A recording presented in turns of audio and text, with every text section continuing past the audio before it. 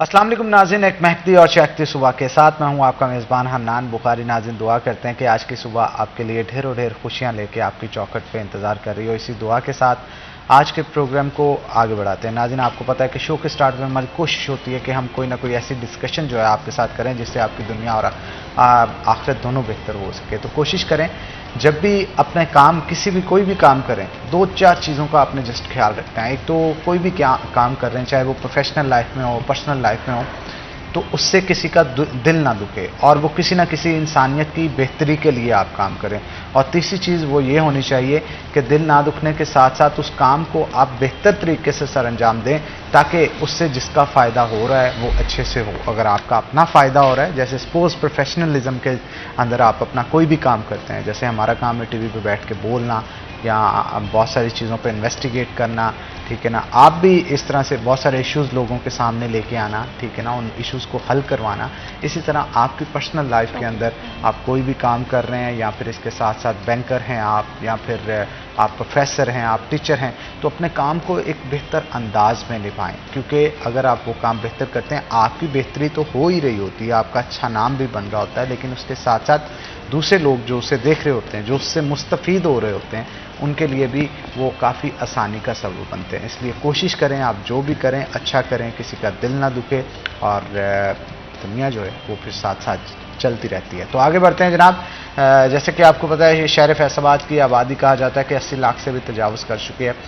और क्या इंफ्रास्ट्रक्चर शहर फैसलाबाद का आज उस हिसाब से मौजूद है जैसा होना चाहिए? क्योंकि आबादी का तनासुब जो है इतनी तेज़ी के साथ बढ़ रहा है, इतनी तेज़ी के साथ बढ़ रहा है, उस हिसाब से काम शहर फैसलाबाद के अंदर होते हुए दिखाई नहीं दे रहे। अब क्या ज़रूरत है, किन किन चीज़ों की बेसिक ज़रूरत है, बेसिक नीड है शहर फैसलाबाद को, इस मौजू के ऊपर गुफ्तगू करेंगे। और उनके ना होने की वजह से कौन से ऐसे इश्यूज़ हैं जिनको फेस जो है वो शहरी कर रहे हैं, और अगर ये इंफ्रास्ट्रक्चर चेंज करने की ज़रूरत है, क्या इसका कोई नक्शा, कोई प्लान, कोई चीज़ ऐसी बनाई गई है जो कि आने वाले दिनों के अंदर इम्प्लीमेंट की जाएगी? इस मौजू के ऊपर गुफ्तगू करेंगे। हमारे साथ आज के जो गेस्ट मौजूद है, तारुफ मैं करवा देता हूँ। हमारे साथ अरसलान दुरानी हमारे रिपोर्टर मौजूद होंगे, आपको वेलकम करते हैं शो के अंदर। और उनके साथ साथ मरियम हमारी रिपोर्टर हमारे साथ मौजूद होंगी। मरियम, आपको भी वेलकम करते हैं शो के अंदर। तो अरसलान दुरानी की तरफ चलते हैं, गुफ्तगू का आगाज़ करते हैं।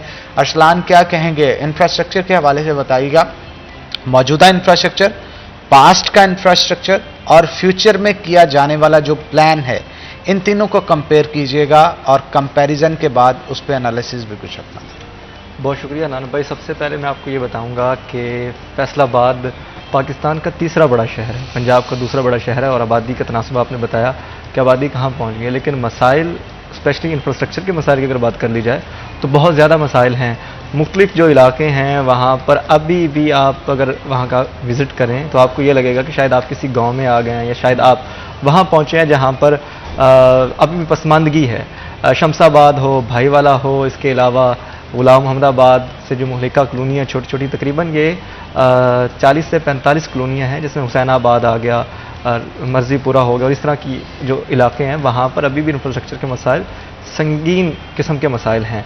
गलियाँ तक जो हैं, सोलंग एक बुनियादी, वो तो गांव में भी आप जाएँ तो वहाँ पर आपको एटलीस्ट सोलंग तो मिलता है, वहाँ पर शमसाबाद में सोलंग भी नहीं है, कच्ची गलियाँ हैं। और हमारे जो डिपार्टमेंट्स हैं उनका, अब ये जो इंफ्रास्ट्रक्चर है शहर का, ये बेसिकली 3-4 डिपार्टमेंट्स जो हैं वो देखते हैं। FTA हो गया, इसके अलावा म्यूनसिपल कॉरपोरेशन हो गया, एंड देन महकमा हाईवे, कहीं कहीं उनके भी रोड्स वगैरह हैं।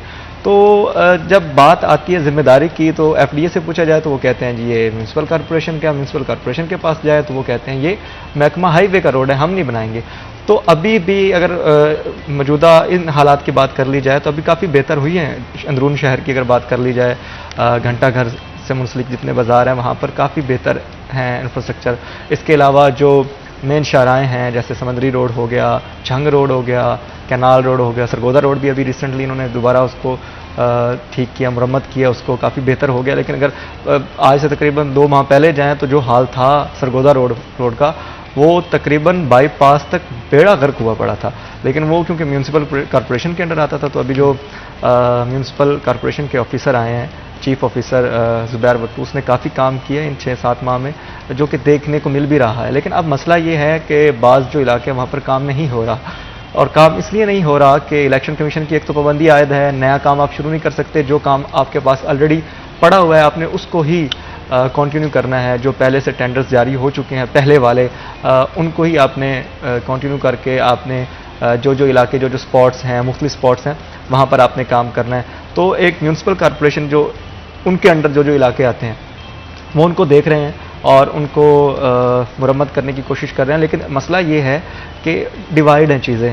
تو جب یہ جو انٹر ڈپارٹمنٹل کمیونیکیشن ہے یہ بہتر نہیں ہوگی تو مسائل انفراسٹرکچر کے رہیں گے. اب سب سے بڑی جو میں آپ کو مس کمیونیکیشن کی مثال دوں گا وہ دوں گا واسطہ اور میونسپل کارپوریشن کی. اب ہوتا کیا ہے, ہوتا یہ ہے کہ ایک روڈ بنا کے آتے ہیں میونسپل کارپوریشن والے اور واسطہ کو یاد آتا ہے او ہم نے تو پائپ ڈالنے تھے, سیوریج کے مسائل ہیں وہ حل کرنے تھے, وہ جو کھدائی کر دیتے ہیں. وہ جو اجازت دی جاتی ہے جس کو NOC کہتے ہیں میونسپل کارپوریشن کی جانب سے, وہ فار ایگزامپل دیا جاتا ہے کر لیں آپ 15 فٹ کا, وہ جناب وہاں پر 22 فٹ کی وہ کھدائی کراتے ہیں. تو وہ اب ایک نیا روڈ بنا ہے. اب ابھی ریسنٹلی انہوں نے کھدائی ادھر کی ہے, جیسے ہی آپ پل اتریں گے یہ والا نشاط آباد والا تو وہاں پر کھدائی کی ہے, وہ تقریباً 20 سے 22 فٹ کی وہ کھدائی ہوئی ہے. اب وہ بالکل روڈ ٹھیک تھا, اب اتنے بڑے بڑے گڑھے. تو اب یہ جو روڈ ہے شیخو پورہ روڈ, یہ کوئی عام شاہراہ نہیں ہے بلکہ عام شاہراہ ہے. یہاں سے ٹریفک جو ہے لاہور کی جانب جاتی ہے, شیخو پورہ کی جانب جاتی ہے, ایک ہیوی ٹریفک یہاں پر رہتی ہے. تو یہاں پر یہ صورتحال ہے. اب یہ جو انٹر ڈپارٹمنٹل کمیونیکیشن ہے یہ ایڈمنسٹریٹر جو لیڈ کر رہا ہے اوپر بیٹھ کے, کمشنر کو دیکھنا چاہیے کہ کہاں کہاں مسائل ہے, یہ کمیونیکیشن گیپ کیوں آ رہا ہے. اگر یہ ہے تو اس کو سالو کرنے کی ضرورت ہے, اور ذمہ داری اپنی اپنی ڈپارٹمنٹس اگر لیں تو جہاں جہاں بھی انفراسٹرکچر کے مسائل ہیں ان کو ایک آسان طریقے سے ان کو حل کیا جا سکتا ہے. اب جو سچویشن یہ جو شیخو پورہ روڈ سے ملکہ کالونیاں ہیں, اسپیشلی اگر شمس آباد کی بات کر لی جائے تو وہاں پر تو بالکل جو مین روڈز ہیں وہ بھی کچے ہیں. کچے کیوں ہیں جی؟ روڈ پہلے بنائے گئے, بہت پہلے بنائے گئے, اس کے بعد پھر سیوریج کے مسائل آئے, اس کے لیے کھدائی کی گئی, اب وہ پائپس وغیرہ ڈال دیے گئے, اب پھر وہی صورتحال ہے, کچے روڈ آپ کو ملیں گے, گلیاں نہیں ہیں. پھر بعض وہی مسئلہ آ گیا, FDA والا اور میٹرو کارپوریشن جو ہے ان کا آپس میں وہ نہیں ہے, کمیونیکیشن نہیں ہے. تو وہ ایک دوسرے پر ٹال مٹول اس طرح سے کر کے یہ معاملات جو ہیں یہ پھر طویل ہوتے رہتے ہیں. اب یہ دیکھیں, کمیونیکیشن گیپ ایک طرف, پھر آپس میں کوآرڈینیشن بھی نہیں ہے. دوسرا یہ ہے کہ آبادی بڑھ رہی ہے, جب آبادی بڑھے گی تو سیوریج کے مسائل ظاہری سی بات ہے وہ بڑھیں گے. تو جب تک سیوریج کا نظام بہتر نہیں ہو سکتا تب تک انفراسٹرکچر کا نظام بہتر ہو ہی نہیں سکتا. سب سے پہلے سیوریج کے نظام کو بہتر کیا جائے, سیوریج کا نظام بہتر ہوگا. جو اسپاٹس ہیں جہاں پر زیادہ مسائل ہیں سیوریج کے, جیسے میں نے ابھی آپ کو مینشن بھی کیا, بھائی والا ہے, شمس آباد ہے, اس کے علاوہ ایون سمن آباد اور وہاں پر دوسری سائڈ پر بھی یہی صورتحال ہے. تو ان جو ٹارگیٹڈ ایریاز ہے وہاں پر ایک رینیو کام جو ہے وہ شروع کیا جائے, واسا شروع کرے اور سیوریج کے مسائل کو حل کیا جائے. جب سیوریج کے مسائل حل ہوں گے تو آٹومیٹیکلی آپ کے انفراسٹرکچر کے مسائل بھی حل ہوں گے, کیونکہ آدھی جو سڑکیں ہیں وہ گلتی ہی پانی کی وجہ سے ہیں. پانی رہتا ہے روڈ پہ, واٹر پاؤنڈنگ جب ہوتی ہے وہ پانی 4-4 دن 5-5 دن نکالے ہی نہیں جاتا, وہ پانی اوپر رہتا ہے تو مٹیریل بھی اس میں پھر ظاہر سی بات ہے اپنے بجٹ کے حساب سے ہم نے لگانا ہوتا ہے, تو وہاں پر وہ روڈ اس طرح سے بھی خراب ہو رہے ہیں. تو جب آپ کا نکاسی آب کا نظام بہتر ہوگا, آپ کا بر وقت پانی نکاسی آب ہو جائے گی, اور دوسری جانب سیوریج کے جو مسائل ہیں جو کہ ہر وقت رہتے ہیں, جو ٹارگیٹڈ ایریاز ہیں وہ حل ہو جائیں گے, تو آٹومیٹیکلی آپ کا انفراسٹرکچر بہتر ہوگا. اور جس شہر کو ایک مثالی شہر ہونا چاہیے, اب تیسرا بڑا شہر ہے پاکستان کا, ریپرزینٹیو ہے, اور اکانومی میں اچھا خاصا اس کا ایک حصہ ہوتا ہے, اتنی بڑی صنعت یہاں پر وابستہ ہے اور صنعت سے وابستہ کئی لوگ ہیں. تو ایک جو مثالی شہر ہونا چاہیے وہاں پر یہ coordination between the departments, and of course جو میں نے بات کی کہ جو مسئلہ ہے اس کی جڑ کو پکڑا جائے. جڑ کیا ہے؟ وہ سیوریج ہے. تو پھر مسائل حل ہو سکتے ہیں. مسائل اپنی جگہ پر ایسے ہی پڑے. آپ کو میں بتا سکتا ہوں کہ 4-4, 5-5, 6-6 کلومیٹر تک طویل جو روڈز ہیں وہ بالکل کچے اور بڑے بڑے گڑھے, لوگ مسائل ایون دیٹ. ابھی میں کل کے پرسوں میرا چکر لگا بھائی والا میں, وہاں پر لوگ یہ بتا رہے تھے کہ جنازے کے لیے جو لے کر جاتے ہیں میت کو, وہ بھی مشکل ہوتا ہے وہاں سے گزرنا. ایمبولینس نہیں وہاں جاتی, وہاں پر کوئی رکشہ نہیں جاتا. جو اسٹوڈنٹس ہیں انہوں نے اسکول جانا ہوتا ہے تو وہ بیچارے پیدل وردی جیب میں رکھتے ہیں, اس میں بیگ میں رکھتے ہیں, وہ رکھ کے جناب وہ اسٹاپ تک جاتے ہیں, پھر اسکول جا کے چینج کرتے ہیں, کیونکہ وہ پانی اتنا کھڑا ہوا راستے میں, روڈ بالکل بچوں کو پھر مشکلات کا سامنا بھی رہتا ہوگا. تو مریم آپ کیا کہیں گی, شہر میں بہت سارے فلائی اوورس کی ضرورت ہے, بہت سارے مزید ایسی جگہوں پہ سڑک کراس کرنے کے لیے جہاں پہ بچوں کو اسکول اگر سپوز छुट्टी होती है बच्चों को स्कूल पे। अब आप देखते होंगे कि कोहिनूर के इलाका की तरफ जाते हुए बहुत सारे स्कूल्स आते हैं। इवन कनार रोड पे आप देखते हैं कि मेन सर्विस रोड के ऊपर बहुत सारे स्कूल मौजूद हैं। अब एक बच्चे ने अगर सर्विस रोड क्रॉस करके जाना है कनार रोड से होते हुए, उसके लिए कोई जगह ही मौजूद नहीं है। उसके ऊपर से जो पुल बनाया जाता है जो पैदल गुजरने वालों के लिए जो है वो मुख्तस किया जाए, वो भी एक भी मेरे ख्याल में कनार रोड पे मौजूद नहीं है। इसके ऊपर आप क्या कहेंगे? इंफ्रास्ट्रक्चर का हिस्सा है ये भी? बिल्कुल इंफ्रास्ट्रक्चर का हिस्सा ही है। फैसलाबाद के अंदर 3 से 4 ऐसे पुल जो हैं वो बनाए गए हैं जो क्रॉसिंग एरियाज़ के लिए हैं। फैसलाबाद के अंदर कुछ स्कूल्स के सामने भी हैं, कुछ गवर्नमेंट स्कूल्स के सामने भी हैं, और लेकिन ये है कि इनका होना ज़्यादा ज़रूरी है क्योंकि क्रॉसिंग जो है वो सबसे ज़्यादा बड़ा इशू है जिसकी वजह से हादसा भी काफ़ी ज़्यादा पेश आते हैं। अगर हम बात कर लें झाल पुल जहाँ से हम चढ़ते हैं, GTS का जो चौक है, वहाँ पर इस वक्त क्रॉसिंग के लिए जो है जगह और इसके साथ साथ ट्रैफिक का निज़ाम होना बहुत ज़्यादा ज़रूरी है। वहाँ से मुसाफिर एक तो गुजर के जाते हैं, दूसरा उसके साथ साथ वहाँ पे स्टूडेंट्स जो हैं वो भी वहाँ से ही गुजरते हैं, और हमारी आम आवाम जो अंधाधुंध ट्रैफिक के अंदर से गुजर रही होती है, बेशक वो बाइक वाले हों या गाड़ियों वाले हों, वो अपनी धुन में गाड़ियां चला रहे होते हैं, वो रुकना पसंद नहीं करते कि अगर कोई क्रॉस कर रहा है तो उसके लिए वहाँ पे रुका जाए। अच्छा, आपने देखा होगा मरियम के बहुत सारे मुसाफिर जो वहाँ से गुजरते हैं उनके लिए सर्विस लेन से डायरेक्टली दूसरी सर्विस लेन पे जाने के लिए स्पेशली खवातीन को बड़ी मुश्किलात का सामना करना पड़ता है। तो बल्कि अगर हम खवातीन को भी ना हाईलाइट करें, हम मतलब आम इंसान को ही हाईलाइट कर लें कि सबका किसी के लिए भी नहीं है वहाँ पे, बड़ा मुश्किल हो जाता है। और हमारी ट्रैफिक के और हमारे वार्डन्स भी वहाँ पे माशाल्लाह मौजूद नहीं होते।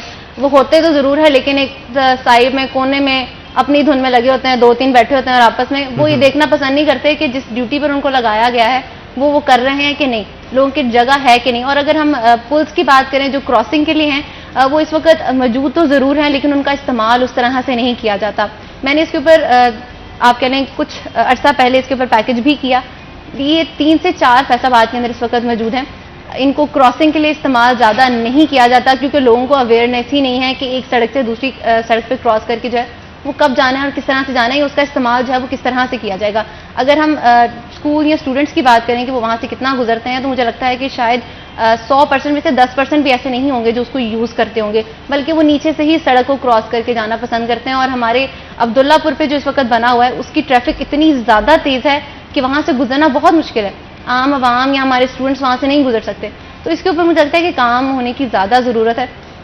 FDA की जानिब से जब हमारे बन रहे थे 2012 से, जहाँ तक मुझे इस बारे में इल्म है, 2012 के अंदर भी फैसलाबाद का जो है हमारा मैप बनाने का कहा गया कि इसका नक्शा जो है उसको रीबिल्ड किया जाए, इसके स्ट्रक्चर के ऊपर काम किया जाए, लेकिन ताहाल अभी तक वो एक्सेप्ट ही नहीं हो पा रहा, उसके ऊपर काम ही नहीं हो रहा। हम करते ज़रूर हैं, मीटिंग ज़रूर बिठाई जाती है हर 6 महीने बाद, लेकिन दोबारा से उसको हम देखते हैं कि अच्छा कर लेंगे, हो जाएगा, और इतनी देर में दोबारा से हुकूमतें बदलती हैं, अफसरान बदल जाते हैं, नीचे वाले लोग बदल जाते हैं और उसके बाद वो काम दोबारा से पेंडिंग पे पड़ जाता है। तो आवाम के साथ तो वही हो रहा है जो पहले से होता है। आगे शायद आने वाले वक्त में भी यही होगा क्योंकि अफसरान बदलते रहेंगे और उनका काम करने का दिल नहीं करेगा। बिल्कुल ठीक कहा आपने। अरसलान, ये बताइएगा क्या हमारे यहाँ विजन की कमी है, फंड्स की कमी है, या फिर कम्पिटेंट ऑफिसर्स की या कम्पिटेंट पॉलिटिशियंस की जो कि इसको बनाने में इन्वॉल्व होते हैं? नहीं, ऐसा तो नहीं कहा जा सकता कि कमी है किसी भी चीज़ की। अभी हर चीज़ एक हिसाब से मौजूद है, लेकिन उसको सही तरीके से और सही वक्त पर लगाना बड़ा इंपॉर्टेंट होता है। फंड्स मिलते हैं, ढेरों रुपयों के इनको फंड्स मिलते हैं और काम भी होता है, लेकिन मसला ये है ना, मैंने जैसे आपको पहले बताया कि एक सही वक्त है हर एक चीज़ का। तो अब जैसे कि अब क्योंकि निगरान सेटअप है पाकिस्तान में भी, पाक में भी और इधर पंजाब में, तो अब क्योंकि इंतखाबात नज़दीक है तो पाबंदियाँ लगी हुई, नया काम नहीं शुरू कर सकते, आपने पहले वाला ही करना है। तो फिर फंड्स की ट्रांसफॉर्मेशन वो एक अलग से मसला, तो इतना ज़्यादा अभी काम नहीं आपको दिखाई देगा। लेकिन जहाँ तक बात है कि काबिलियत की, तो काबिल ऑफिसर हर महकमे में होते हैं, काम करने वाले हर महकमे में होते हैं। ये तो जो लीड कर रहा होता है ना, उसका काम है कि वो किस तरह से काम उनसे लेता है। तो अगर आप उनको रिलैक्स रखेंगे तो वो रिलैक्स रहेंगे, और अगर आप उनको कहेंगे कि आपने तगड़ा काम करना है, काम करके दिखाना, तो वो डेफिनेटली काम करेंगे। सीवरेज के मसाइल बहुत ज़्यादा जगहों पे देखने को मिलते हैं। इवन एक मुहतात अंदाजे के मुताबिक फैसलाबाद के बहुत सारे इलाके ऐसे हैं जहाँ पे सीवरेज सिस्टम मौजूद तो है, लेकिन अब आबादी का तनासुब वहाँ पे बढ़ने की वजह से वहाँ पे सीवरेज पे लोड इतना ज़्यादा है कि लोगों के गटर उबलना शुरू हो जाते हैं, लाइंस चेंज नहीं की जा रही, बारिश हो जाए उसकी वजह से तालाब का मंजर पेश करना शुरू हो जाते हैं गली मोहल्ले। इस पे भी हम गुफ्तगू करेंगे, लेकिन एक छोटी सी ब्रेक के बाद। तो नाज़रीन, यहाँ पे ब्रेक लेंगे, ब्रेक के बाद दोबारा हाजिर होंगे। आपने कहीं नहीं जाना, हमारे साथ रहना।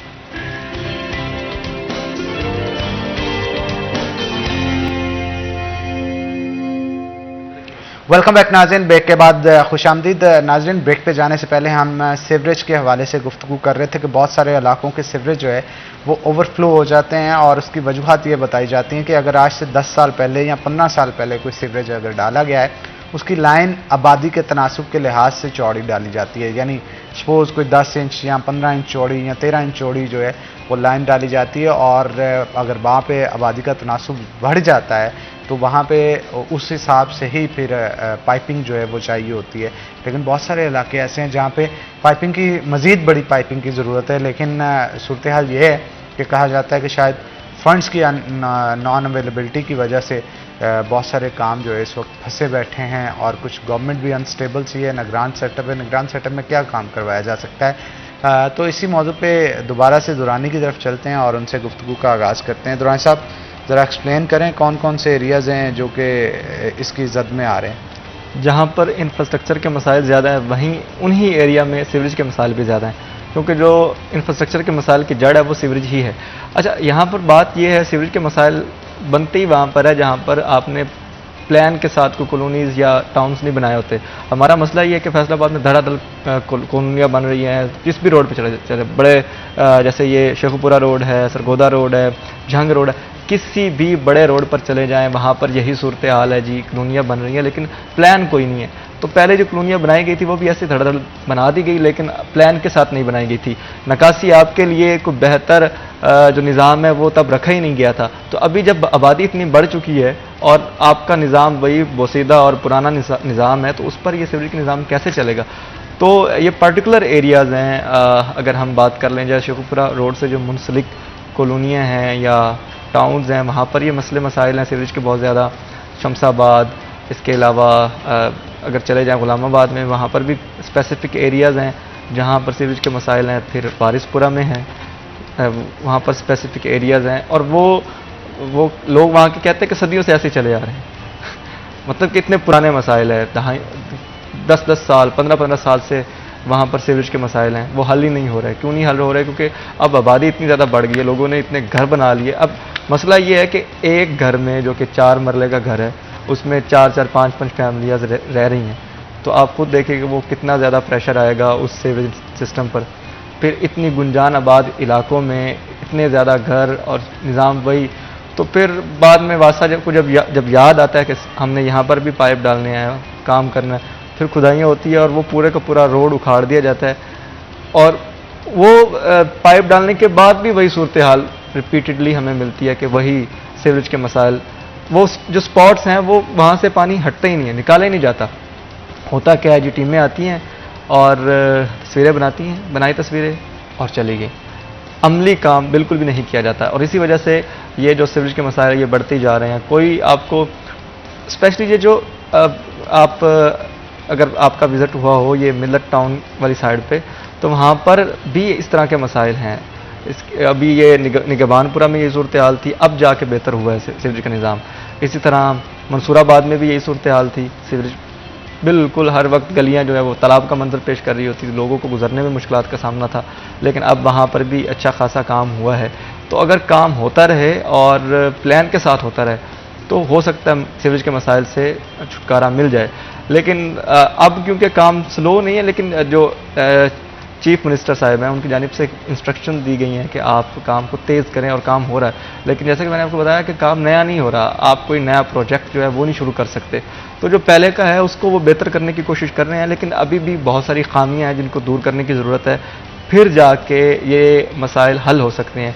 जिस हिसाब से आबादी बढ़ रही है उस हिसाब से ना मसाइल का हल निकालने के लिए कोई इक़दाम किए जा रहे हैं और ना ही उसको दोबारा से ठीक करने के लिए भी कोई, अब उसकी बहाली के लिए भी कोई इक़दाम किए जा रहे हैं। तो ये एक पूरा प्लान होना चाहिए कि सबसे पहले आप सीवरेज का निज़ाम ओके करें, उसके बाद फिर इंफ्रास्ट्रक्चर की जानिब आएँ, तो इस तरह करके मसाइल हल हो सकते हैं। अदरवाइज़ आप स्पेसिफिक एरियाज़ में जाएंगे, ठीक करेंगे, वो फिर दोबारा से वही मसाइल वही सूरत हाल हो जाएगी। तो एक प्रॉपर वर्क हो, एक कमी कहीं भी नहीं है, कोई भी डिपार्टमेंट में चले जाएँ, लोग बैठे हुए हैं, ज़हीन हैं, काम करने वाले, उनसे काम लिया जाए तो तब जाकर कहीं सीवरेज के मसाइल हल हो सकते हैं। सीवरेज के साथ साथ रोड्स की तंगी जो है ये भी एक वबाल जान बन चुकी है शहरियों के लिए। अब वो भी किस तरह से, अगर मैं कुछ जो रोड्स हैं यहाँ पे मेंशन करता चलूँ। खास तौर पे जो फैसलाबाद का सर्कुलर रोड है, सर्कुलर रोड आपने देखा होगा जो कि चिन्योट बाज़ार से लेके कचहरी बाज़ार तक और कचहरी बाज़ार से लेके आगे ये गुमटी चौक तक जाता है। ये मुकम्मल का मुकम्मल रोड और रेलवे रोड भी इवन इससे आगे जो मौजूद है, ये उतना चौड़ा नहीं है जितना चौड़ा इसे मौजूदा ट्रैफिक के हिसाब से होना चाहिए। आप देख सकते हैं कि घंटाघर के 8 बाज़ार और इसके अतराफ में जितने भी कारोबारी मराकज़ हैं उन सब का लोड इसके ऊपर ही आता है। और ज़्यादातर कचहरी बाज़ार, क्योंकि वहाँ पे कहा जाता है फैसलाबाद की सबसे बड़ी मोबाइल मार्केट है, तो न सिर्फ फैसलाबाद से बल्कि डिवीज़न भर से लोग जो है वो वहाँ पे आते हैं। कपड़े का कारोबार सारा वहाँ की मंदिर गली और इसके साथ साथ दीगर जो गलियाँ हैं जिसके अंदर कचहरी बाज़ार की गलियाँ आ जाती हैं और गुरुद्वारा गली आ जाती है और बहुत सारी गलियाँ वहाँ पे आ जाती हैं। वकीलों वाली गलियाँ आ जाती हैं, वकीलों वाली गली नंबर 1 से लेकर 7 तक वो गलियाँ भरी पड़ी हैं। हज़ारों दुकानें जो कपड़े के लिहाज से, और वहाँ पे व्यापारी जो हैं न सिर्फ पाकिस्तान से बल्कि पाकिस्तान के बाहर जो माल जाना होता है वो भी ख़रीदने के लिए वहाँ पे आते हैं। अब हज़ारों की तादाद में अगर बाहर से लोग आ रहे हैं, आप इमेजिन कर सकते हैं कि सर्कुलर रोड पे कितना ट्रैफिक का बोझ होगा। और उसकी दूसरी तरफ जो है वो कचहरियाँ हैं। अब कचहरियों में भी रोज़ाना की बुनियाद पर भुगतने के लिए लोग सैकड़ों की तादाद में, हज़ारों की तादाद में आ रहे होते हैं। वकला बरादरी ने भी आना होता है कचहरियों में जाने के लिए, तो ट्रैफिक का फ्लो तो होता ही होता है ख़राब, लेकिन उसके साथ साथ उसकी अतराफ में पार्किंग भी लगा दी गई है। रही सही कसर जो है ना उसकी तरफ से निकाल दी गई है। अब उसकी वजह से रोड आगे ही तंग है और पार्किंग की वजह से मजीद तंग होने की वजह से अक्सर वहाँ पे ट्रैफिक ब्लॉक ही रहती है।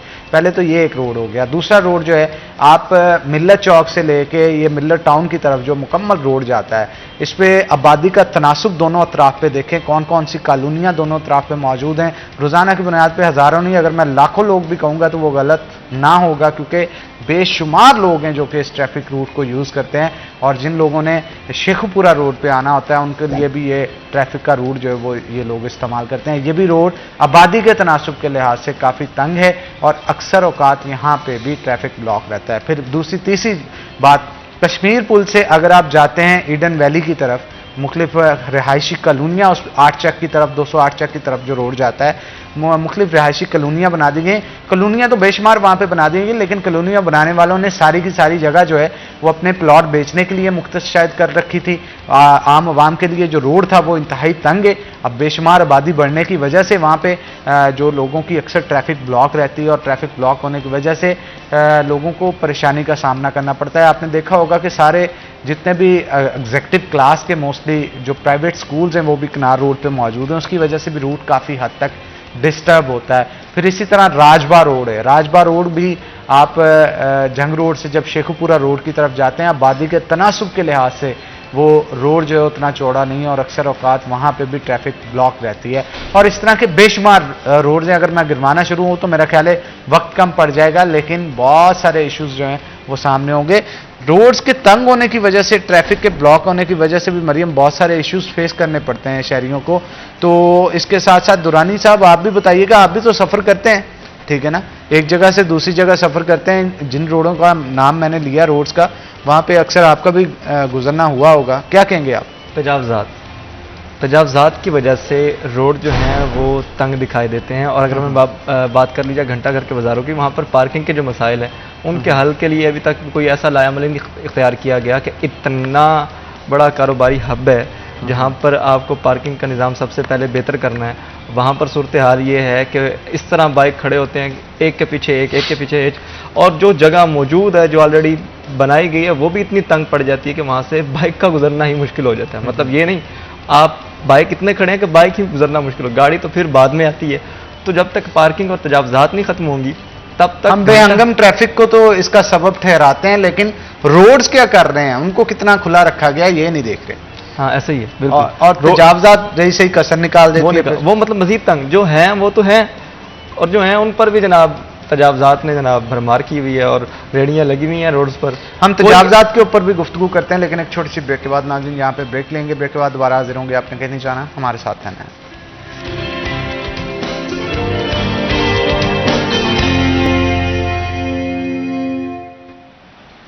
नाज़रीन ब्रेक से पहले हम अरसलान दुरानी साहब के साथ मौजूद थे और उनके साथ जो है हम गुफ्तगू कर रहे थे तजावज़ात के हवाले से। तो अरसलान दुरानी की तरफ चलते हैं और गुफ्तगू का आगाज़ करते हैं। दुरानी साहब, तजावजात ने जो है वो शहरियों की जान अटकाई रखी है, क्योंकि बहुत सारे ग्राहक ख़ास तौर पे घंटाघर के 8 बाज़ारों में जाते हैं ना, तो वहाँ पे तजावजात मिलती हैं उनको, और तजावजात की वजह से ना तो आप गाड़ी अंदर लेके जा सकते हैं, बाइक भी ले जाएं तो आपका जो मिनटों का सफ़र है वो घंटों में गुजरता है। और अगर आपने कोई चीज़ खरीदनी हो तो चीज़ खरीदने के लिए आपको एक जगह से दूसरी जगह जाने के लिए बाइक बहुत पीछे पार्क करनी पड़ती है, और चोरी होने का भी खतरा होता है ऑटोमेटिकली। तो मुझे ये बताइएगा, तजावजात का कई बार ऑपरेशन हुआ, और ऑपरेशन होने के बावजूद भी वहाँ पे तजावजात ख़त्म नहीं होती, वक्ती तौर पे हटा ली जाती हैं, और जैसे ही तजावजात होके चले जाते हैं वो फिर से दोबारा तजावजात जो है वो जन्म ले लेती हैं। वहाँ पे क्या कहेंगे इस हवाले से? इसकी मल्टीपल रीजंस हो सकती हैं कि एक तो ये कि मुनासिब पार्किंग का कोई निज़ाम नहीं है कि आप अलग से पार्किंग जो है वो एक पार्किंग स्पॉट बनाए कि ये पार्किंग स्पॉट है, आप चाहे वो गाड़ियाँ हो चाहे वो बाइक्स हो या फिर दीगर जो गाड़ियाँ वगैरह उनको पार्क करने का एक मुनासिब जगह होनी चाहिए जहाँ पर उनको पार्क किया जाए, और फिर ऑटोमेटिकली वो जगह जो है वो आपकी तजावजात भी ख़त्म हो जाएंगी वहाँ से, और पार्किंग के मसाइल भी आपके हल हो जाएंगे।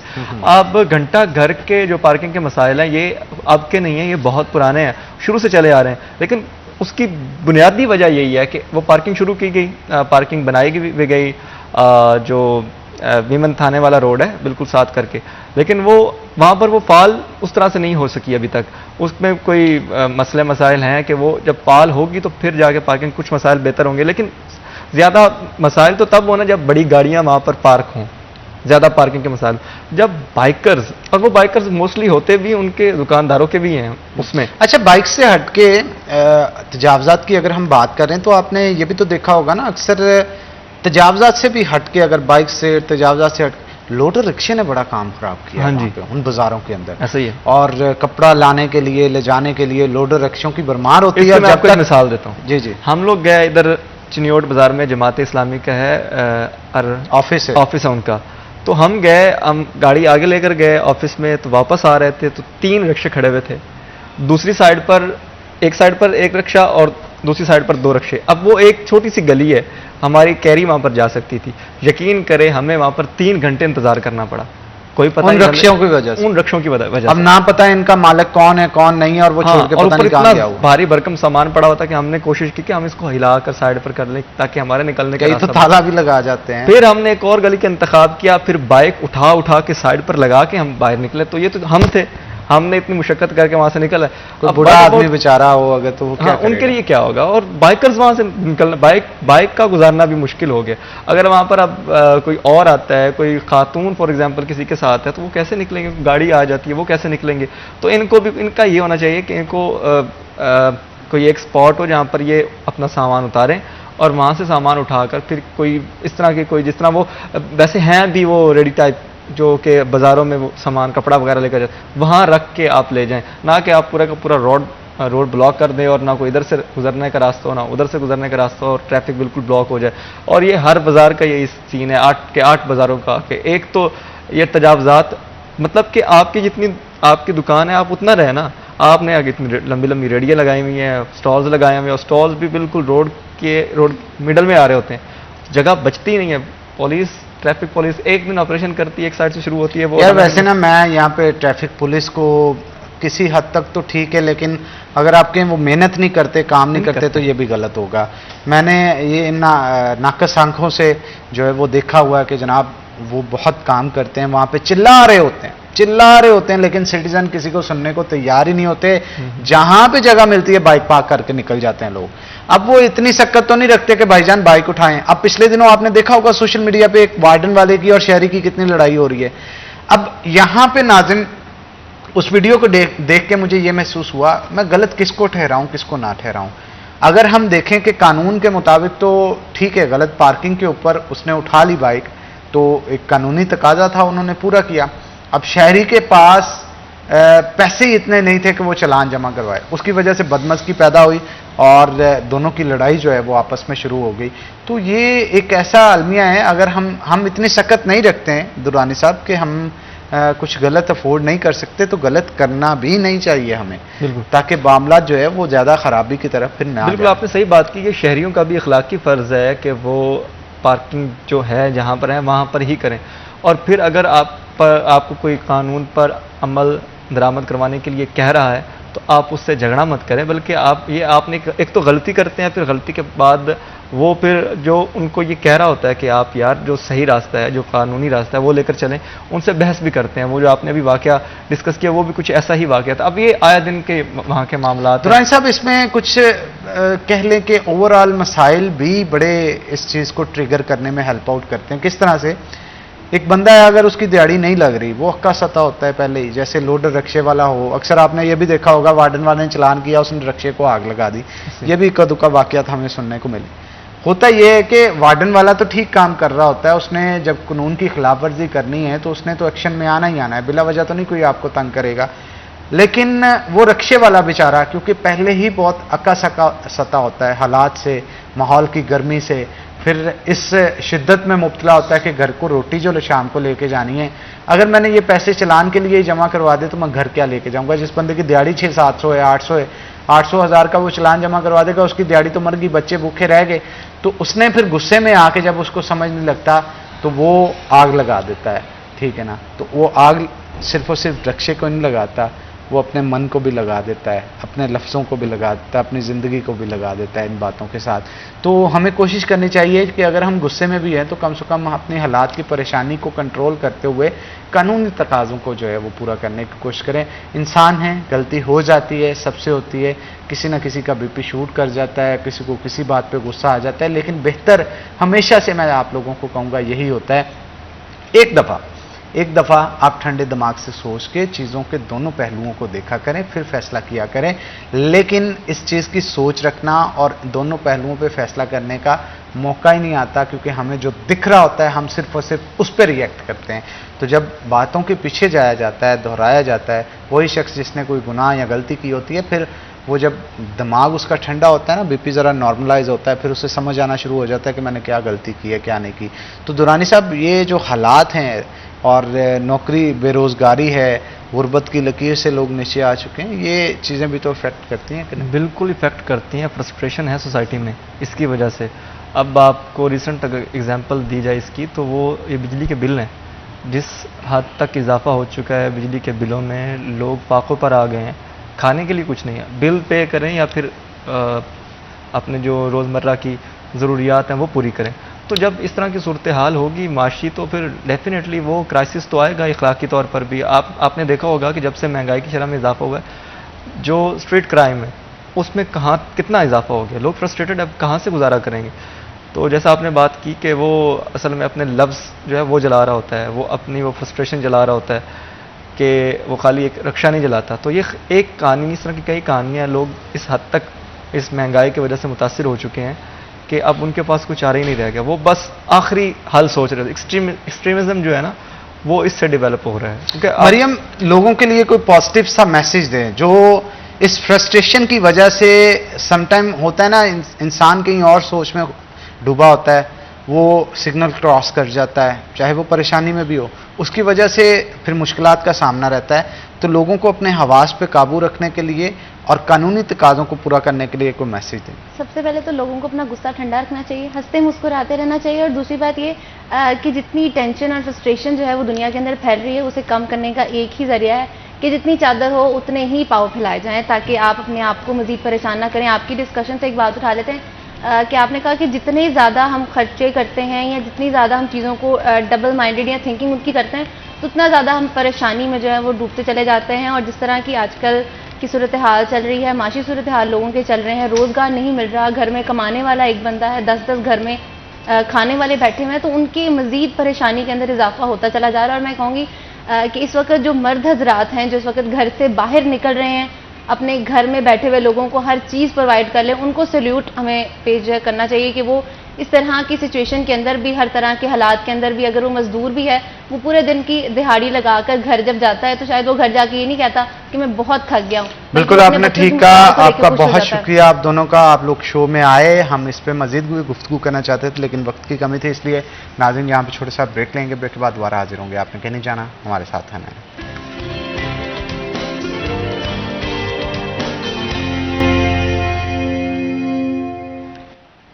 वेलकम बैक नाज़रीन, ब्रेक के बाद खुश आमदीद। नाज़रीन, ब्रेक के बाद हमें बहुत ही अहम गेस्ट हैं जिन्होंने आज ज्वाइन किया, और आज ख़ास तौर पे हम बहुत ही अहम मौजू है जिसके ऊपर गुफ्तगू करेंगे। हमारी कोशिश होती है, जैसा कि आपको बताया, कि जहाँ पे मुख्तलिफ हम इश्यूज़ के हवाले से गुफ्तगू करते हैं, मुख्तलिफ दुनियावी इश्यूज़ के हवाले से गुफ्तगू करते हैं, हमारी कोशिश होती है कि दुनिया के साथ साथ दीन को भी लेके चला जाए, क्योंकि जहाँ पे इंसान ने अपनी पैदाइश के मकसद के साथ इस दुनिया में कामयाबी हासिल करनी होती है, असल कामयाबी जो होती है वो उसकी आखिरत में कामयाबी है। तो आखिरत की कामयाबी के लिए हम क्या सामान है जो कि अपना तैयार करते हैं, और इसके साथ साथ अल्लाह ताला की तरफ से जो मुख्तलिफ चीज़ें बनाई गई हैं, इनका मकसद क्या होता है, और इसको समझने की ज़रूरत होती है। खुदा की कुदरत को समझने से अल्लाह ताला की मोहब्बत और कुर्ब दिल में मज़ीद बढ़ जाता है। तो आज हम ख़ास तौर पे इस हवाले से बात करेंगे कि इंसान को बनाने का मकसद क्या है, बनी नूं इंसान को बनाने का, ज़मीन पे उतारने का, और ये सारा सिस्टम जो आप अपनी आंखों के आगे चलता हुआ देख रहे हैं, जो प्लैनेट अर्थ पे चल रहा है, जो लोगों के रिश्ते हैं आपस में, मुख्तलिफ रिश्तों का मकसद क्या है, हमसायों का मकसद क्या है, बहन भाइयों का, वालदैन का, बच्चों का, दोस्त अहबाब का, जानने वाले का, प्रोफेशनलिज्म लाइफ में जो लोगों के साथ मेल मुलाकात है, इन सब का मकसद क्या है, और अल्लाह ताला की इबादत का मकसद क्या है, इन तमाम तर चीज़ों के हवाले से जानेंगे। जो आज के हमारे गेस्ट मौजूद हैं उनका तारफ़ करवा दूँ। अल्लामा सईद हसन मुजतबा तिरमिज़ी साहब हमारे साथ मौजूद हैं। हसन साहब, आपको बहुत बहुत वेलकम करते हैं हम अपने शो के अंदर। तो सबसे पहले सिंपल सा सवाल, इंसान को बनाने का मकसद क्या है और इसकी ज़रूरत पेश क्यों आई? नहमदुहु व नुसल्ली व नुसल्लिमु अला रसूलिहिल करीम, अम्मा बाद। बिस्मिल्लाहिर्रहमानिर्रहीम। इन्नल्लाह व मलाइकतहु युसल्लूना अलन नबी या अय्युहल्लज़ीना आमनू सल्लू अलैहि व सल्लिमू तस्लीमा। अस्सलातु वस्सलामु अलैका या सय्यदी या रसूलल्लाह व अला आलिका व अस्हाबिका या सय्यदी या हबीबल्लाह। आज जुमातुल मुबारक है, और अल्लाह करे हमारी आज की ये सिटी 41 की नशिस्त जो है वो हम सब के लिए मशअल राह बने। और आज का जो आपका मौजू का इंतखाब है वो भी बड़ा अहम है कि इंसान बनाने की वजह क्या थी, ये तख्लीक क्यों किया गया। अल्लाह ताला जल्ला मजदुहुल करीम, और आपने इब्तदाइया में ये भी कहा कि कायनात की ये चीज़ें क्यों बनी, चरिंद परिंद और दीगर आपने नाम लिए, फिर आपने रिश्तेदारियों के नाम लिए। तो हम इसकी रहनुमाई कुरान पाक से लेते हैं। अल्लाह ताला ने 1,24,000 नबी और रसूल भेजे, और जो नबूवत का सिलसिला है वो हज़रत सैयदना आदम अलैहिस्सलाम से शुरू हुआ, और सबसे आखिरी नबी आपके और मेरे नबी इमामुल अंबिया फ़ख्रुल अंबिया अहमद मुज्तबा मुहम्मद मुस्तफ़ा अलैहिस्सलाम की ज़ात अक़दस है। तमाम नबियों ने एक ही बात का ऐलान किया, वो बताया कि इंसान तू पैदा क्यों हुए, तेरी तख्लीक का मकसद क्या है, हम इस दुनिया में क्या करने आए हैं। अगर तो ये हो कि हम आए हैं खाने पीने, रिश्तेदारियों के लिए, शादियों के लिए, मरने के लिए, तो जानवर भी है, वो भी बड़ा होता है, पैदा होता है, बच्चे पैदा करता है, बिल आखिर ज़िबा हो जाता है या मर जाता है। अल्लाह ताला ने इंसान को अशरफुल मखलूक़ात बनाया है, मखलूक़ात में सबसे आला बनाया है, और आला बनने के लिए 1,24,000 नबी और रसूलों ने बताया। उसमें इमामुल अंबिया फ़ख्रुल अंबिया जो कुरान पाक लेकर आए, उसमें इंसान की तख्लीक का मुकम्मल स्ट्रक्चर है, इंसान पैदा कैसे होता है। अल्लाह ने जोड़े जोड़े पैदा किया, सारा पैदा करने के बाद फिर फरमाता है, क्योंकि वक़्त के दुरानिए के में ही रहकर वो मौजू मुकम्मल करने की कोशिश करूँगा। अल्लाह ताला कुरान पाक में फरमाता है, अल्लाज़ी खालक़ल मौता वल हयाता, मैं वो हूँ जिसने मौत को पैदा किया, वल हयाता, और ज़िंदगी को पैदा किया, लियब्लुवकुम अय्युकुम अहसनु अमला, मैं देख सकूँ कि तुम दुनिया में कैसे अमल करते हो। अच्छा, यहाँ भी अजीब नुक्ता है, मुफस्सिरीन कराम फरमाते कि अल्लाज़ी खालक़ल, हमारी सोच के मुताबिक हयाता वल मौता आना चाहिए था कि पहले हयात आती, पहले ज़िंदगी है और बाद में मौत है, लेकिन अल्लाह ताला फरमा रहा है, अल्लाज़ी खालक़ल मौता, मौत को मैंने पैदा किया, वल हयात, और ज़िंदगी को मैंने पैदा किया। मौत बाद में आनी है, उसका जिक्र पहले है, और ज़िंदगी पहले दी, उसका जिक्र बाद में है। तो मुफस्सिरीन कराम कहते हैं इसकी वजह यह है कि इंसान तूने अपनी सारी ज़िंदगी जो गुजारनी है वो मौत को याद रख कर गुजारनी है कि बिल आखिर तुमने मर जाना, कुल्लु नफ्सिन ज़ाइक़ातुल मौत, हर एक ने मौत का ज़ायका चखना है। اب اللہ فرماتا ہے میں نے زندگی کو اور موت کو دو چیزوں کو پیدا کیا لیبلوکم ایکم احسن عملا، میں دیکھ سکوں احسن عمل تم عمل کیسے کرتے ہو۔ اچھا وہ عمل کون سے کرنے؟ اب اگلا سوال پیدا چلیں، یہاں تک ہم نے سمجھ لیا کہ اللہ تعالیٰ نے ہمیں زندگی اور موت کو ہمارے عمل دیکھنے کے لیے پیدا کیا، اور کائنات کی ہر چیز کو انسان کے لیے پیدا کیا۔ اگر یہ میں نے 29ویں پارے کی دوسری آیت تلاوت کی، اگر بالکل اب 30واں پارہ شروع کریں، اما یتساءلون عن النبأ العظیم الذی هم فیہ مختلفون کلا سیعلمون ثم کلا سیعلمون۔ آگے اللہ فرماتا ہے الم نجعل الارض مہادا، میں نے زمین کو بچھونا بڑھایا، والجبال اوتادا، پہاڑ میں نے میخیں گاڑی، وخلقناکم ازواجا وجعلنا نومکم سباتا، یعنی نیند کو راحت بنانا، وجعلنا اللیل لباسا، رات کو میں نے پردے میں رکھ دیا۔ آگے اللہ تعالیٰ فرماتا ہے میں نے زمین کو بنایا، آسمان کو بنایا، دن کو بنایا، رات کو بنایا، وجعلنا سراجا وہاجا، اور تم اوپر دیکھو ایک سورج چمک رہا ہے، وانزلنا من المعصرات ماء ثجاجا، آسمانوں سے پانی برس رہا ہے، لنخرج به حبا ونباتا، یہ جو میں میਂہ برساتا ہوں ایسے نہیں میں برساتا، میں میਂہ اس لیے برساتا ہوں یہ زمین پہ برسے، اور لنخرج یہاں سے خارج ہو تمہارے لیے کیا؟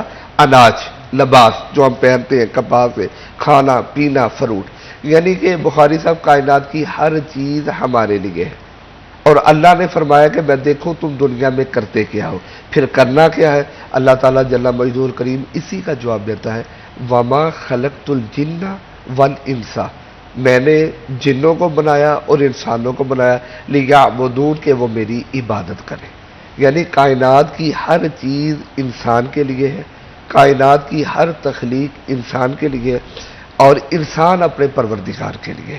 ہم یہاں بیٹھے یا دنیاوی جتنی چیزیں ہیں، صوفہ، تسبیح، آپ کے ہاتھ میں پینسل ہے، گھڑی ہے، کوٹ ہے، جتنی چیزیں، کیمرہ ہے، LCD، ہر چیز ہمارے لیے، لیکن یہ انسانوں کی بنائی ہوئی ہے۔ اور اگر ہم اس اسٹوڈیو سے باہر نکلیں گے تو آپ کو دھوپ، آسمان، زمین، ہوا، جتنی قدرتی چیزیں بنائی ہوگی وہ بھی انسان کے لیے، یعنی کائنات کی ہر چیز انسان کے لیے۔ اب انسان کو سوچنا چاہیے، اور 1,24,000 نبی اور رسول ان کا یہی تھا، لا الہ الا اللہ آدم صفی اللہ، لا الہ الا اللہ ابراہیم خلیل اللہ، لا الہ الا اللہ موسیٰ کلیم اللہ، لا الہ الا اللہ عیسیٰ روح اللہ، لا الہ الا اللہ محمد الرسول اللہ۔ یعنی پہلا جو تھا نا لا الہ الا اللہ، یہ تخلیق ہے کہ سنو اللہ کے علاوہ کوئی بھی عبادت کے لائق نہیں، لا الہ الا، آگے رسالت ہے، لا الہ الا اللہ، اللہ کے علاوہ کوئی عبادت کے لائق نہیں، موسیٰ کلیم اللہ ہے، عیسیٰ روح اللہ ہے، لا الہ الا اللہ محمد رسول اللہ، اللہ کے علاوہ کوئی عبادت کے لائق نہیں، اور نبی پاک علیہ الصلوۃ والسلام اللہ تعالیٰ کے رسول ہیں۔ بے شک۔ اور عقیدہ رسول ہی انسان کو انسان بناتا ہے، اور اگر قرآن پاک میں ہے سم بکم عمی فہم لا یرجعون، اور بہت سی آیتوں کو دائیں، تو اگر بندہ رب کو نہیں مانتا تو اللہ کہتا ہے یہ بہرا ہے، اندھا ہے، گونگا ہے، بلکہ حیوان سے بھی بدتر ہے۔ یہ اللہ تعالیٰ قرآن پاک میں ارشاد فرماتا ہے، جبکہ اللہ تعالیٰ اپنے بارے میں بتا رہا ہے یہ کون ہے جو دریاؤں کو رواں کیے ہوئے، کون ہے جو سمندروں کو چلا رہا ہے، کون ہے جو ہواؤں کا نظام چلا رہا ہے۔ دیکھیں سورج اپنے ٹائم پہ نکلتا ہے، ٹائم پہ ہی غروب ہوتا ہے، فصلیں ہر سال اسی ماہ پکتی ہیں، یعنی اگر آم ہے تو وہ گرمیوں میں آتا ہے، کبھی نہیں ہوا کہ سردیاں سخت سردی تو آم آ گیا، مالٹا ہے وہ کنو ہے وہ سردیوں میں ہی آتے ہیں، تو ہر چیز اللہ تعالیٰ کی ایک نظام کے تحت چل رہی ہے۔ تو اب انسان کو اللہ کا نظام سمجھنے کی ضرورت ہے، اور پھر یہ زندگی کتنی ہے، اس زندگی کی مقدار کتنی ہے، اللہ تعالیٰ جل مجدہ الکریم نے ارشاد فرمایا، اور اللہ کے حبیب علیہ الصلوۃ والسلام نے مثال دیتے ہوئے ارشاد فرمایا کہ سمندر ہو، بہہ رہا ہو، تو اے میرے صحابہ کوئی ایک انگلی کو پانی میں بھگو دے تو اس کے ساتھ کتنی لگے گی؟ یا رسول اللہ کوئی 2-4 قطرے تری، تو آپ نے فرمایا اس کی مثال سمندر کی، فرمایا یہ لمیٹڈ ہے، وہ تو ان لمیٹڈ، اس کا تو دوسرا کنارہ ہی نہیں ہے، فرمایا یہی مثال دنیاوی اور آخرت کی زندگی کی ہے، یہ بالکل قلیل سی زندگی ہے، امتحان گاہ ہے، تو یہ وہی ہے جتنا آپ کے ہاتھ کو لگ گیا، یہ بھی زیادہ ہے، بلکہ حدیث پاک کا مفہوم اس سے بھی کم دنیاوی زندگی اور آخرت کی زندگی نہ ختم ہونے والی زندگی ہے۔ پھر اللہ تعالیٰ نے فرمایا لَقَدْ خَلَقْنَا الْإِنسَانَ فِي أَحْسَنِ تَقْوِيمٍ، کہ میں نے انسان کو بڑی خوبصورت شکل دی ہے، بڑی دیکھیں نا، خدا نہ خاصا آنکھیں کان کی جگہ لگ جائے، کان آنکھ کی جگہ، تو کیا حلیہ ہوگا؟ کوئی گورا ہے، کالا ہے، عربی ہے، اجمی ہے، کان یہیں پہ ہے، آنکھیں یہیں پہ ہیں، ہونٹ یہیں پہ ہے، ہاتھ یہ اللہ فرماتا ہے کہ میں نے انسان کو بڑی خوبصورت تخلیق کی ہے انسان کی۔ تو خوبصورت مالک کہہ رہا ہے کہ خوبصورت تخلیق کی ہے، تو یقیناً اس سے زیادہ خوبصورت تخلیق ہوگی ہی نہیں، یہ ہمارا ایمان ہے۔ پھر فرمایا فَأَلْهَمَهَا فُجُورَهَا وَتَقْوَاهَا، اللہ فرماتا ہے کہ میں نے اس کا دماغ کھوپڑی رکھ دی، عقل رکھ دی، شعور دے دیا، اور اس کو دونوں راستے بتا دیے، عبادت کا بتا دیا، اور کہا ہے ایک میری راہ ہے، ایک شیطان کی راہ ہے، اور اگر تو میری راہ میں چلے گا پھر تیرے لیے انعام ہے، جنت ہے، اگر تو خود میری نافرمانی کرے گا اور خدا نہ خاصا اللہ کی نافرمانی کرتے ہوئے اللہ تعالیٰ کے علاوہ کسی کی عبادت کرے، اللہ تعالیٰ کی باتوں کو نہ مانے، تو پھر کیا ہے؟ جہنم ہے۔ یہاں میں کیونکہ یہ سفر کا مہینہ جا رہا ہے، اس حوالہ سے بھی ہمارے ہاں بڑی عجیب و غریب ایک باتیں پائی جاتی ہیں جی۔ اس ماہ ایکسیڈنٹ زیادہ ہوتے ہیں، اس ماہ حادثات زیادہ ہوتے ہیں۔ میں نے تفاصیر میں پڑھا اور انٹرنیٹ کے ذریعے آج کل فیس بک پہ دیگر وہ ٹوٹ کے چلتے ہیں، جناب روحیں جو ہیں وہ الو بن کر آ جاتی ہیں وغیرہ وغیرہ، یہ سب بدگمانی ہے۔ ہمیں اللہ نے پیدا کیا، کائنات کی ہر چیز کو اللہ نے پیدا کیا، اور ہمیں توکل بھی اللہ پہ کرنا چاہیے۔ فرمایا وَتُعِزُّ مَن تَشَاءُ وَتُذِلُّ مَن تَشَاءُ بِیَدِکَ الْخَیرُ إِنَّکَ عَلیٰ کُلِّ شَیْءٍ قدیر۔ میں نے اپنی کتاب لکھی اسی پہ، عقیدہ توحید پہ، قل هو اللہ احد پہ، اس پہ میں حدیث پاک لے کر آیا کہ اللہ تعالیٰ نے کس چیز کو کس دن پیدا کیا، ہفتے کو کیا پیدا کیا، جمعے کو کیا پیدا کیا، اتوار کو، پوری میں نے حدیث پاک ڈیٹیل کی۔ ہاں وہ مسلم اور بخاری کی حدیث ہے۔ تو اللہ نے فرمایا کہ میں نے ہر بری چیز کو، شر کو میں نے منگل والے دن پیدا کیا ہے۔ تو ہمارے ہاں منگل والے دن سے ڈرا جاتا ہے۔ دیکھیں یہ میرے پروردگار کا نظام ہے۔ حدیث پاک بتاتی ہے کہ میں نے ہر شر والی چیز کو، شیاطین کو، نجس چیزوں کو، جیسے جادو ہے دی، اس لیے جن احباب میں جادو یہ ایسا ہوتا ہے تو منگل کو حملہ زیادہ ہوتا ہے، تو منگل کو پیدا کیا۔ تو اب کیا خدا نہ خاصا منگل منحوس دن ہے؟ نہیں، ایسا نہیں ہے۔ یہ میری اللہ کی اللہ نے پھر جہنم کو بھی تو پیدا کیا ہے، جہنم میں آگ کو بھی تو میرا اللہ پیدا کرنے والا ہے، اور شیطانی چیزوں کو طاقت دینے والا بھی تو میرا اللہ ہے نا۔ اللہ نے اختیار دیا ہے نا کہ ٹھیک ہے میں نے اب ڈیل دے دی ہے، میرے بندے میری عبادت کریں گے، تو ورگلا جس کو ورگانا، وہ اس کو اعلیٰ ربک للملائکۃ، وہ طرف مضبوط چلے گا، انی جاعل فی الارض خلیفہ، قالوا اتجعل، وہ ایک اور طرف چلے جائے گا، لیکن میں اسی طرف رہنا چاہتا ہوں، ہے وہ بھی تخلیق کے ریلیٹڈ۔ لیکن اللہ نے فرمایا ہے کہ دیکھو تم نے شیاطین سے بچنا ہے، نظر بد سے بچنا ہے، بری باتوں سے بچنا ہے، تو پھر یہی قرآن کہتا ہے آیت الکرسی پڑھو، تم چاروں کل پڑھو، تم پانچوں نمازیں پڑھو، تم صدقہ و خیرات دو، تو کیا ہوگا؟ وہ منحوس چیزیں ہم سے دور ہو جائیں گی۔ نظر بد ہے، شیاطین ہے، یا کسی کی چال ہے، جب ہم اللہ سے لو لگا لیں گے، کوئی بھی دن منحوس نہیں، کوئی بھی مہینہ منحوس نہیں۔ اللہ کے ہاں مہینوں کی تعداد 12 ہے، اور نبی پاک علیہ الصلوۃ والسلام نے فرمایا کہ وقت بدل کے آتا ہے، یعنی کہ دیکھیں یہ چاند بدلتا رہتا ہے۔ یہ کس لیے؟ ہماری عبادات کے لیے، شمس کس لیے؟ عبادت کے لیے بھی، لیکن شمس کا زیادہ تعلق ہماری، میں یہیں پہ ہم نے ہیپی نیو ایئر پہ پروگرام کیا تھا تو میں نے ڈیٹیل سے گفتگو کی تھی کہ یہ جو شمس ہے یہ ہماری خوراک کے لیے ہے۔ شمس کا بھی عبادت کے ساتھ تعلق ہے، جیسے سورج غروب ہوگا تو ہم نے وہ اپنے مغرب پڑھنی ہے، سورج طلوع ہوگا تو اس سے پہلے ہم نے فجر پڑھنی ہے، تو اس کا بھی تعلق ہے۔ لیکن ہم نے رمضان المبارک کب شروع کرنا ہے، شب برات کب کرنی ہے، عید کب کرنی ہے، محرم کے ایام کب ہے، یہ سفر ہے یہ کب، اس کا تعلق چاند کے ساتھ ہے، 27ویں دیگر، تو چاند کا زیادہ تعلق ہے عبادت کے ساتھ، اور سورج کا تعلق عبادت کے ساتھ بھی ہے اور ہماری وہ اس کے ساتھ بھی ہے، خوراک کے ساتھ ہے۔ تو اب ہم نے اللہ تعالیٰ جل مجدہ الکریم کے سسٹم کو، سفر کا مہینہ بالکل منحوس مہینہ نہیں، بابرکت مہینہ ہے، باقی مہینوں کی بھی طرح یہ بالکل اس میں کوئی شک والی بات نہیں. کچھ ایام ایسے ہیں جن کی برکتیں زیادہ ہیں, جیسے کہ جمعۃ المبارک کے دوران ہمارے ناظرین ہماری گفتگو کو سنیں, میری مائیں بہنیں بیٹیاں بزرگ سے, تو آج کا جمعے کا دن زیادہ برکتوں والا دن ہے. بالکل زیادہ ہم اس پہ مزید گفتگو کریں گے لیکن ایک چھوٹی سی بریک کے بعد. تو ناظرین یہاں پہ ایک بریک لیں گے, بریک کے بعد دوبارہ حاضر ہوتے ہیں. آپ نے کہیں نہیں جانا, ہمارے ساتھ رہنا ہے.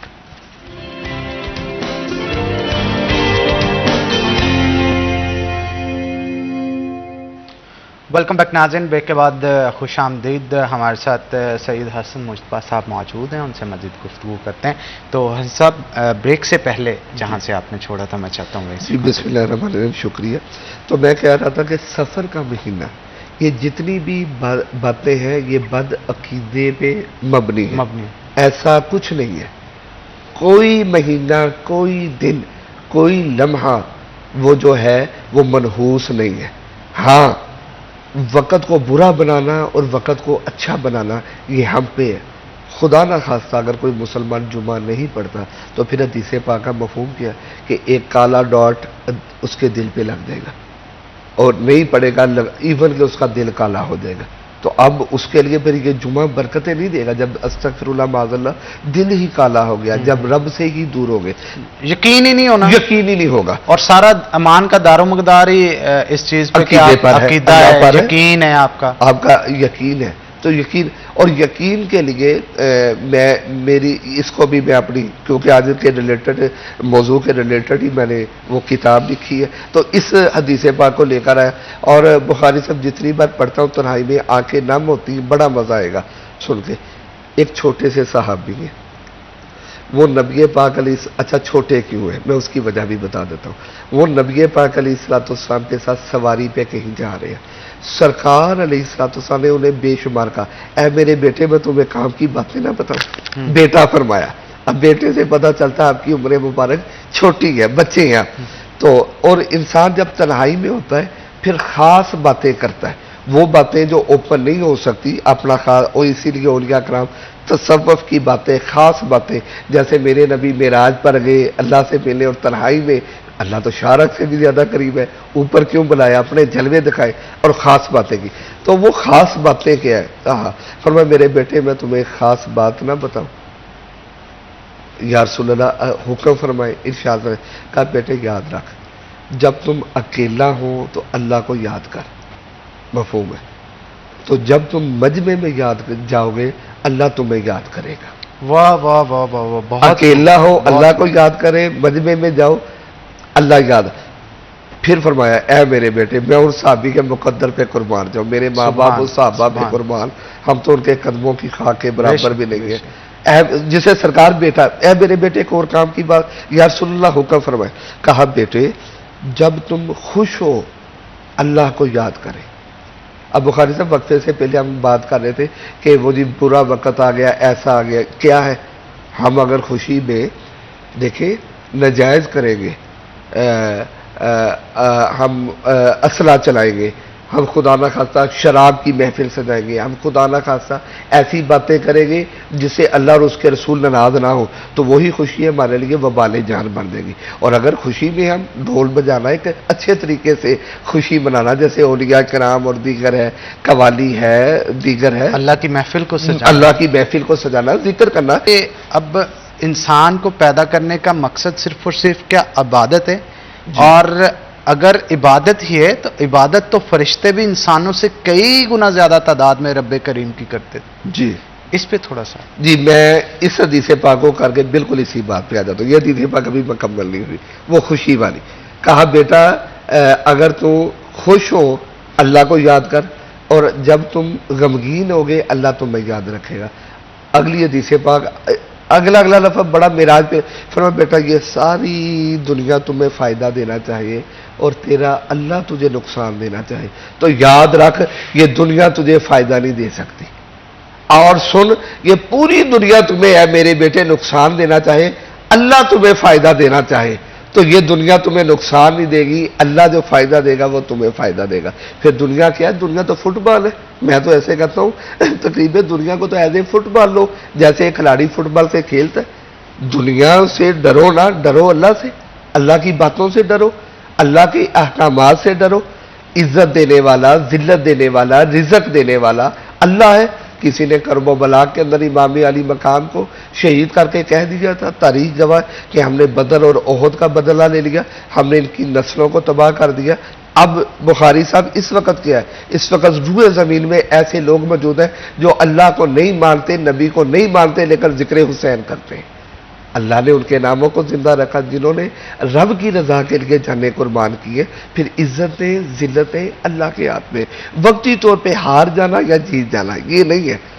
एक बंदा बातिल ही जीत गया है, लेकिन आप हक पे अगर डटे हैं तो जान आपने कुर्बान कर दी तो शहादत का दर्जा है। अब आपने फरमाया कि फरिश्ते इबादत करते हैं, ये वही जो मैंने आयत पढ़ी वह इसकाल रब्बु का लिल मलाइका इन्नी जाइलु फिल अर्दी खलीफा।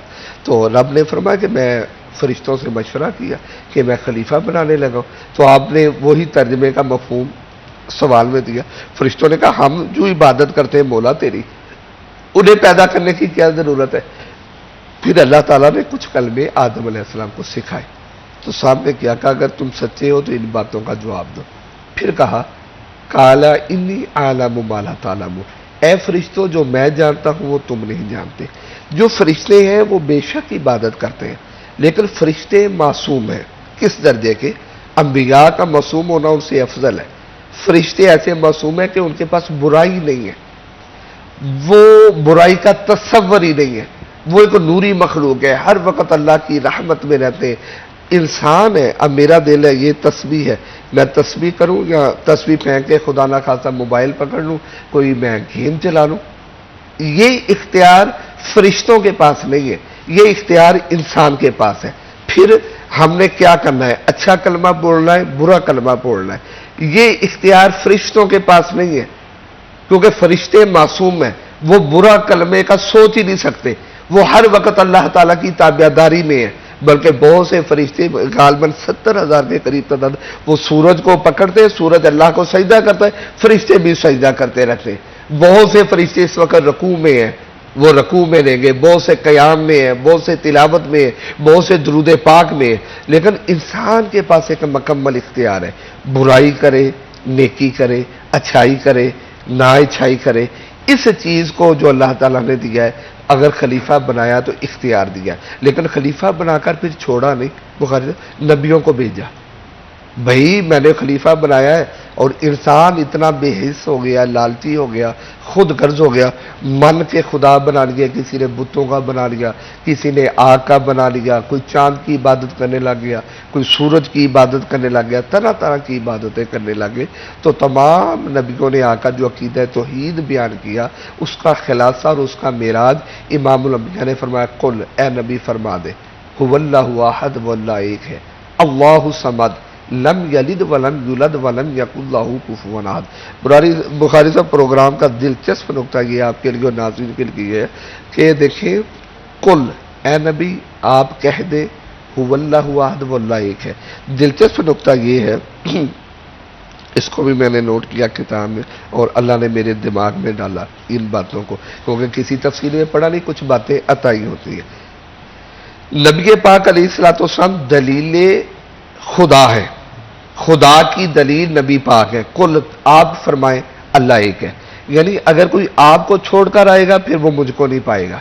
इबादत करनी है, मुझे पहुंचाना है, तो आपका जरिया पकड़ना पड़ेगा। बुखारी साहब मजे की बात है, उस वक्त के कुफार और मुशरक, इस्लाम के दुश्मन, तारीख गवाह है, हुवल्लाहु अहद का इनकार किया, लेकिन कुल का इनकार ना कर सके।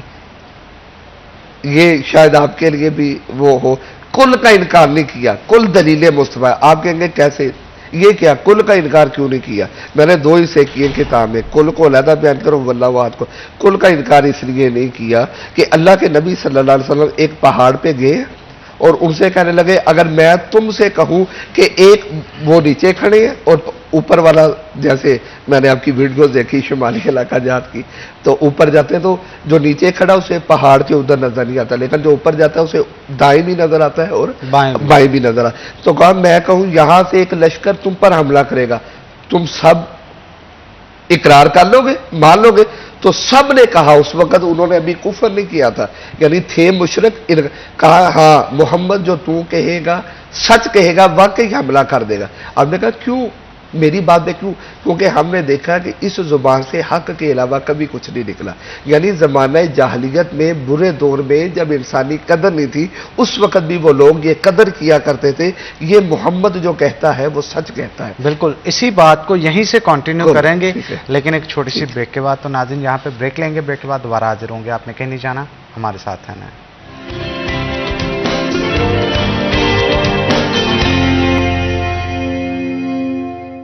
ویلکم بیک ناظرین. بریک کے بعد خوش آمدید. سید حسن مشتبہ صاحب ہمارے ساتھ موجود ہیں، مزید گفتگو ان کے ساتھ کرتے ہیں. حسن صاحب بریک سے پہلے جہاں پہ آپ نے چھوڑا تھا میں چاہتا ہوں. جی حنان بخاری صاحب، میں عرض کر رہا تھا کل یہ دلیل مصطفیٰ ہے. تو میں نے عرض کیا تھا وقفے سے پہلے کہ سرکار نے فرمایا کہ پہاڑی سے پہلے اگر کوئی حملہ کرے، انہوں نے کہا مان لیں گے. اچھا، اب کل کا انکار نہیں کیا. اب میرے نبی علیہ الصلوۃ والسلام نے اللہ کی وحدانیت کا اعلان کیا کہ چھوڑیں ان کو، بتوں کو، آگ کو، اللہ کی عبادت کریں. اس کا انکار کر لیا. یعنی پہلے مشرک تھے، اب کافر ہو گئے. اب ان پہ دو کیٹاگریاں آ گئی. لیکن دلچسپ نقطہ اس سے اگلا یہ ہے جو انہوں نے میرے دماغ میں ڈالا، کل کا انکار انہوں نے پھر بھی نہیں کیا. هو اللہ احد کا انکار کیا، لیکن کل جو اللہ کی دلیل تھی ذات محمد مصطفیٰ، اس کا انکار نہیں کیا. آپ کہیں گے کیسے نہیں کیا؟ نبی پاک علیہ الصلوۃ والسلام نے 11 سال کے بعد ہجرت کی، اعلان نبوت کی. نبی تو آپ پیدائش سے پہلے سے نبی ہیں. جیسے آگے انشاءاللہ میلاد کا مہینہ آئے گا تو ہم بیان کریں گے اللہ نے نبی کو کب بنایا اور کیسے بیان کیا. لیکن اعلان نبوت 40 سال کی عمر میں کیا. 51 سال تک اب مکے میں رہے. انہی میں لوگوں میں انہوں نے پتھر مارے، بہت اذیت دی، طائف کی وادیوں پہ گئے. پھر ایک وقت آیا کہ اللہ نے اپنے نبی علیہ الصلوۃ والسلام سے کہا ہجرت کرے. تو دو اعلیٰ شخصیتیں تھیں نبی پاک کے ساتھ جن کو روکا ہوا تھا. ایک اعلیٰ ابو بکر رضی اللہ اور دوسری اعلیٰ امام الاولیاء فخر الاولیاء اور نبی پاک علیہ الصلوۃ والسلام کے بھائی مولا علی علیہ السلام تھے. ابو بکر رضی اللہ تعالیٰ عنہ کو تو ساتھ لے لیا، لیکن فرمایا علی تم میرے بستر پہ لیٹ جاؤ، تم نے ایک کام کرنا ہے. یہ ہے لفظ کل، اللہ کی دلیل کل، ذات محمد مصطفیٰ جو قیامت تک کے لیے اللہ کی دلیل. فرمایا بستر پہ آپ لیٹے رہے اور آپ نے صبح اٹھنا ہے. یہ فلاں کی امانت ہے اس کو دینی ہے، یہ فلاں مرد کی ہے اس کو دینی ہے، یہ فلاں عورت کی اس کو دے کے پھر آنا ہے. اچھا، اس بات سے آتے ایک بات آ گئی. مولا علی سے کسی نے پوچھا کبھی سکون سے سوئے؟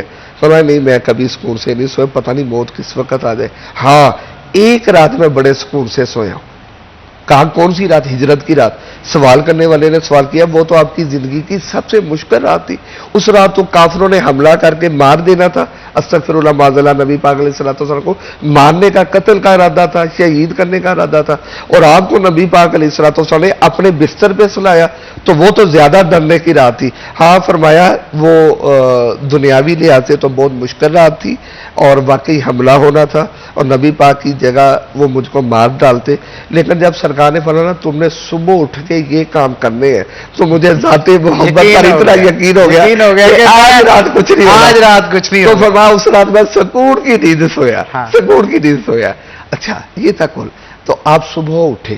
بخاری صاحب اور ناظرین دیکھیں جن کی امانتیں واپس کی وہ کون تھے؟ مسلمان تو نکل چکے تھے مکہ سے، وہ کفار تھے، مشرک تھے.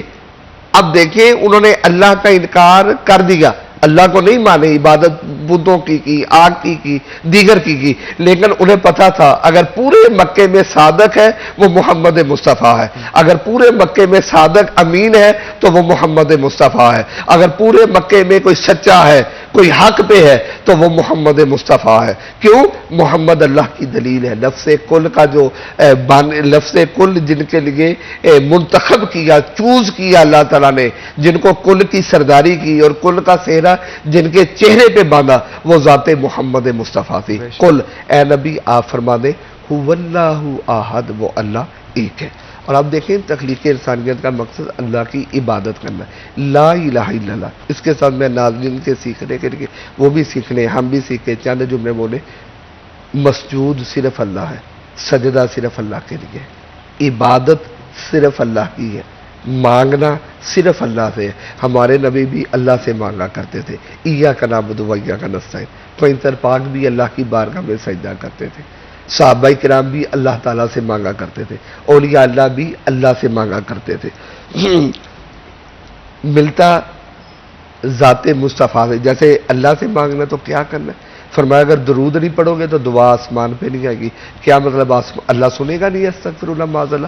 اللہ تو بے زبانوں کی بات کو بھی سنتا ہے، لیکن اللہ طریقہ بتا رہا ہے کہ اگر تم نے دعا میری بارگاہ میں قبول کروانی ہے تو میرے نبی پر اور ان کی آل پر درود پڑھنا پڑے گا. اسی لیے فرمایا آنا قاسمو واللہ یعطی. اللہ کے نبی نے فرمایا اللہ مجھے دیتا ہے، میں مصطفیٰ پوری دنیا میں تقسیم کرتا ہوں.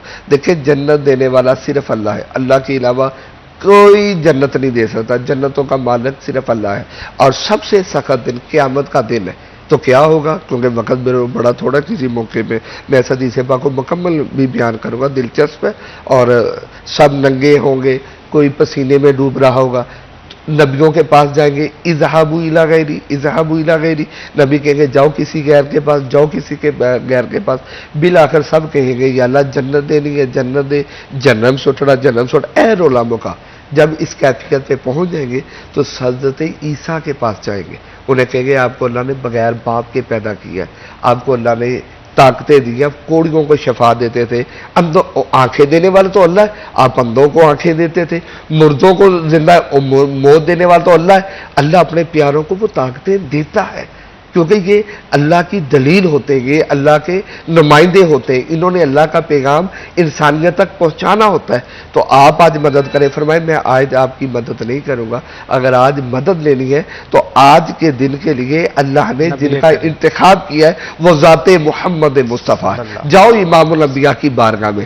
تو حدیث پاک کا مفہوم ہے بڑی لمبی کا کہ آخر میں ہم سرکار کے پاس جائیں گے. تبھی ہم دنیا میں کہتے ہیں نا کون دیتا ہے دینے کو منہ چاہیے، دینے والا ہے سچا، ہمارا نبی سب سے اولا والا، ہمارا نبی سب سے بالا والا، ہمارا نبی. اللہ کے نبی کہیں گے میرے امتیوں کدھر بھٹکتے رہے؟ آج کی رات تو اللہ تعالیٰ نے مجھے، آج کے دن کے لیے تو اللہ نے مجھے ہی چنا تھا. اب ہمارا ایمان ہے یہ کیا ہے؟ نبی پاک شفاعت کریں گے، نبی پاک جنت دیں گے. کیا دیں گے؟ یہ عطائی ہے. حقیقی جنت دینے والا اللہ ہے.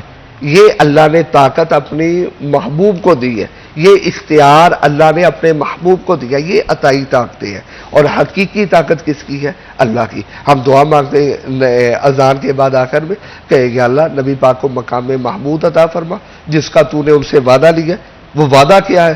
کہ قیامت والے دن تخت لگ دے گا. ایک تخت پہ اللہ تعالیٰ، کرسی پہ اللہ جسم سے پاک ہے، اب اللہ وجود سے پاک ہے، پاک. اللہ اپنی شان کے مطابق اس کرسی پہ جلوہ گر ہوگا. اور ساتھ والی کرسی پہ کہے گا آواز آئے گی محمد صلی اللہ علیہ وسلم. تو حدیث پاک کا مفہوم جتنے محمد ہے سارے کھڑے ہو جائیں گے جن کا نام محمد ہے. نہیں فرمایا محمد صلی اللہ جو نبی ہے. سر اللہ حکم دے گا جبریل ان سے کہے کہ جیسے یہ نشست خالی اس میں آ کے بیٹھ دے. تو حدیث پاک کا مفہوم ہے نبی پاک بیٹھنے سے انکار کر دیں گے. اور کسی کی کیا مجال اللہ کے بارے میں انکار کر دے؟ اللہ بیزنی ہی جیسے آیت الکرسی ہے جسے اللہ اذن دے دے انکار کیوں کریں گے؟ فرمایا میں تو مقام محمود پہ بیٹھ جاؤں گا، سجدے پہ گر جائیں گے. اللہ کہے گا سل، ان سے کہ سوال کر. یوں تھی اے نبی تمہیں دیا جائے گا. سجدے سے سر اٹھائیں، کہیں گے جبریل مجھے امت کا غم ستائی جا رہا ہے. پھر اللہ نے قرآن پاک میں فرمایا والا سوفا یؤتی کا ربو کا فتر دا. اے نبی اللہ تجھے اتنا دے گا کہ تو راضی ہو جائے گا. تو سرکار صلی اللہ علیہ وسلم حدیث پاک کا مفہوم کتنا دیں گے؟ بلکہ اسی کی حدیث میں لگاتار روایتیں ہیں راویوں سے. تو حدیث پاک کا قصہ ہے کہ سرکار کو لگے گا جائز جہنم میں چلے جائے. اے نبی جس کا دل کرتا ہے اب اسے پکڑ کے جنت میں ڈالتے جائیں، میں خدا جنت دیتا جاؤں گا. تو یہ طاقتیں، یہ شانیں، یہ عزتیں کون دینے والا ہے؟ اللہ. لیکن دیکھیں بخاری صاحب یہ ناظرین سیکھ لیں، شرک اللہ معاف نہیں کرے گا. یہ نہیں کہ اللہ کا اختیار نہیں ہے، اختیار ہے، لیکن اللہ نے کہا قاعدہ کلیہ قانون ہے شرک کو معاف نہیں کرے گا. اگر کوئی اللہ کے علاوہ کسی کو سجدہ کرتا ہے معبود سمجھ کر اللہ اس کو معاف نہیں کرے گا. اگر کوئی اللہ کے علاوہ الہ مان کوئی بتوں کی پوجا کرتا ہے، کوئی جناب آگ کی عبادت کرتا ہے، کوئی کسی کی، تو اللہ نے یہ اللہ کا قاعدہ کلیہ قانون ہے کہ میں ان کو شرک معاف نہیں کروں گا اور اپنے محبوب کی بے ادبی معاف نہیں کروں گا. بہت شکریہ آپ کا آج کے شو میں آنے کے لیے. اللہ تعالیٰ آپ کو جزا دے. اس کے ساتھ ناظرین آج کے پروگرام سے اپنے میزبان حنان بخاری کو اجازت دیں. پھر ہوگی آپ سے ملاقات. تب تک کے لیے اللہ حافظ.